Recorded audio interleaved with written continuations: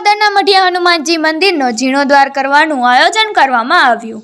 કેશોદના જૂના ગામતળ વિસ્તારમાં મુવાણા દરવાજા પાસે આવેલા મઢિયા હનુમાનજીનું મંદિર ઐતિહાસિક મહત્વ ધરાવે છે અને કેશોદના પાદરના હનુમાનજી તરીકે આસ્થાનું કેન્દ્ર બન્યું છે।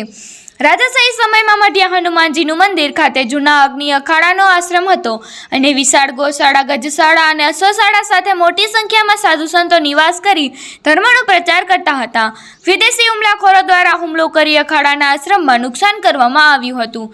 મઢિયા હનુમાનજીનું મંદિર જર્જરિત સ્થિતિમાં હતું અને દાદાએ સહમતિ આપતા જીર્ણોદ્ધાર કરવાનું આયોજન કરવા એક મીટિંગનું આયોજન કરવામાં આવ્યું હતું। કેશોદના વિવિધ સંસ્થાઓ અને હોદ્દેદારો તેમજ જ્ઞાતિ સમાજના હોદ્દેદારો અને કેશોદ વિશ્વ હિન્દુ પરિષદના બજરંગ દળના હોદ્દેદારો તેમજ યુવાનો સહિત બહોળી સંખ્યામાં ભાવિકો ઉપસ્થિત રહ્યા હતા અને એકી અવાજે ભવ્ય મંદિર બનાવવાની તૈયારી દર્શાવી હતી।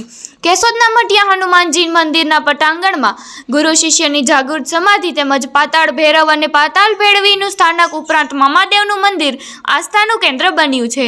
કેશોદના મઢિયા હનુમાનજી મંદિરના જીર્ણોદ્ધાર કરવાના આયોજન માટે સમિતિની રચના કરવામાં આવી છે અને હનુમાન જયંતીની ધામધૂમથી ઉજવણી બાદ જીર્ણોદ્ધારનું કામ શરૂ કરવામાં આવશે। કેશોદના દાતાઓ ભાવિકો ભક્તોને તન મન ધનથી સહકાર આપવા અપીલ કરવામાં આવી છે। Reporter Raju Pandya, JKS news, Keshod. જય શ્રી રામ, જય મઠિયા હનુમાન બાપા।